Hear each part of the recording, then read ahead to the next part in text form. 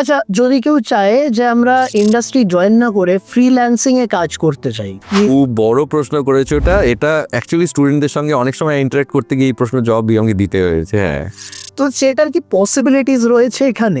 অবশ্যই। আর তার কিরকম, সে যদি ওটা করেই নিজের ফিউচার বানাতে চায়, ওটা কি পসিবল? অবশ্যই পসিবল, কিন্তু আমি বলবো প্রথমেই ফ্রিল্যান্স আর্টিস্ট হওয়ার স্বপ্ন না দেখাই ভালো। কেন না, এর কতগুলো কারণ আছে তার। সেটা হচ্ছে তাকে একটু প্রফেশনাল হতে হবে। সে স্টুডেন্ট জাস্ট একটা কাজ শিখেছে, তাকে তো কেউ কাজ দেবে না।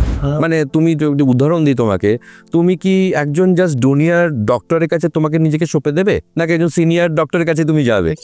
তাই না?